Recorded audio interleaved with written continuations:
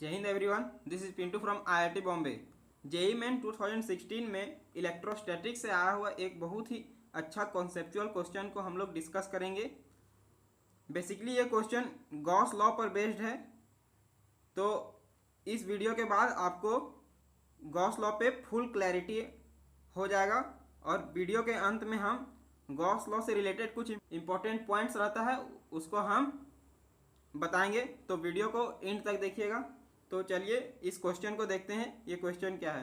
तो बेसिकली ये क्वेश्चन में ये है कि दो कंसंट्रिक सरफेस है, स्फेरिकल सरफेस।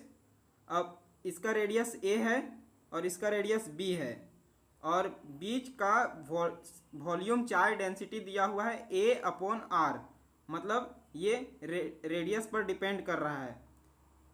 और अंदर में एक क्यू पॉइंट चार्ज रखा हुआ है।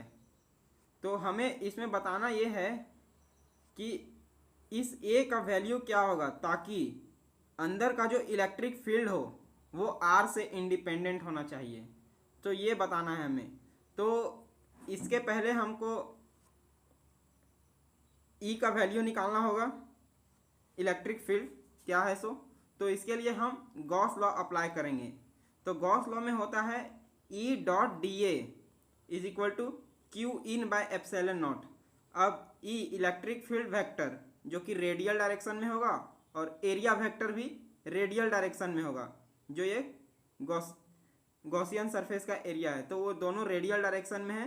तो हम इसका सिंपल लिख सकते हैं E into D A is equal to Q in by epsilon not. अब क्यू इन होता है जो हम गॉसियन सरफेस एज्यूम किए हैं उसके अंदर का टोटल पार्ट। जी हाँ, पूरा नहीं, उसके अंदर का टोटल पार्ट। बहुत बच्चे गड़बड़ कर जाते हैं कि पूरा ले लेते हैं यहाँ से यहाँ तक का चार्ज। ऐसा नहीं करना है। जहाँ हम गॉसियन सरफेस एज्यूम किए हैं उसी का अंदर का चार्ज होगा यहाँ पर। तो क्यू इन हम पहले से यहाँ कैलकुलेट कर चुके हैं जो कि है क्यू प्लस, अब इस गॉसियन सरफेस को पूरा हम यहाँ कवर किए हैं तो इसके अंदर का टोटल चार्ज निकालने के लिए हमें इंटीग्रेशन करना पड़ेगा क्योंकि ये रेडियस पे डिपेंड कर रहा है। तो हम लिख दिए हैं रो डॉट डी ए किए हैं यहाँ पर बेसिकली।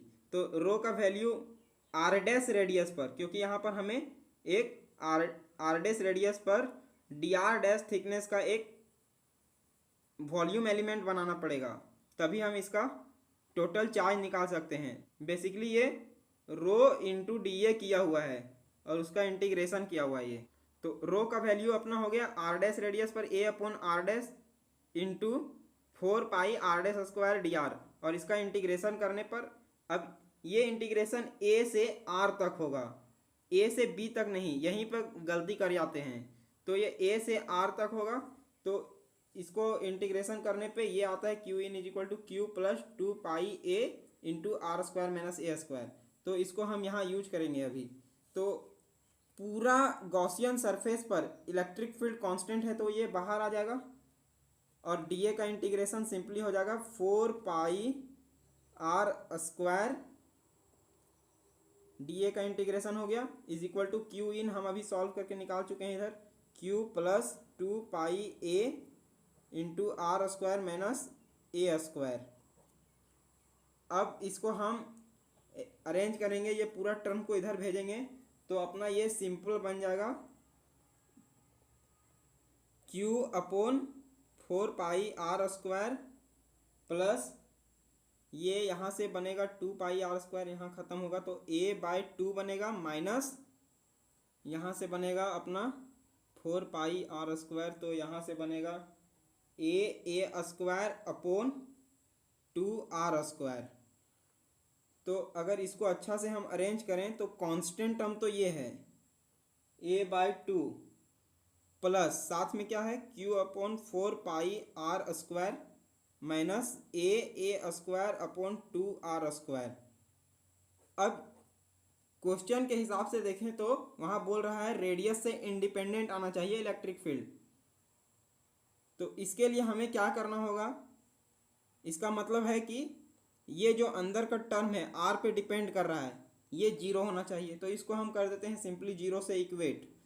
तो इसको जीरो से इक्वेट करने पर क्या होगा, ये सिंपली अपना ए का वैल्यू आएगा। कैसे, Q upon 4 pi r² equal to हो जाएगा ए square upon 2r²। r² cancel हो गया, तो अपना ए का वैल्यू बोल सकते हैं हो जाएगा क्यू, ये 2 और 4 भी कटेगा तो ये 2 हो जाएगा 2 पाई a²। तो अपना ए का वैल्यू ये है, तो ये अपना आंसर हो गया। अब ये तो आंसर आ गया। अब गॉस लॉ से कुछ इंपॉर्टेंट बात रहता है, वो ये है कि इसमें जो गॉसियन सरफेस पे इलेक्ट्रिक फील्ड है वो सारे चार्जेस पे डिपेंड करेगा, आइदर वो चार्ज अंदर का हो या बाहर का हो। जैसे इस गॉसियन सरफेस पे इलेक्ट्रिक फील्ड बात करें तो वो कोई भी, अगर इधर बाहर भी कोई चार्ज है तो उसके वजह से भी यहाँ फील्ड है। लेकिन जो इस गॉसियन सरफेस पे जो फ्लक्स आएगा फाई, ये फाई के बराबर होता है, तो ये फ्लक्स जो आएगा वो सिर्फ अंदर के चार्ज के वजह से ही होगा। ये हो गया पहला बात। दूसरा बात ये है कि गॉस लॉ हम लोग सिमेट्रिकल सिस्टम पे ही अप्लाई करते हैं, जैसे अपना स्फेयर हो गया या सिलेंडर हो गया। रैंडमली कोई सा भी फिगर दिया रहेगा तो वहाँ पर हम लोग गॉस लॉ अप्लाई नहीं कर सकते हैं। तो ये गॉस लॉ से रिलेटेड कॉन्सेप्ट हो गया। इस पे एक ये बहुत ही अच्छा क्वेश्चन है। तो आई होप आपको समझ में आया होगा। वीडियो अच्छा लगा हो तो लाइक कीजिए, चैनल को सब्सक्राइब कीजिए। Thank you.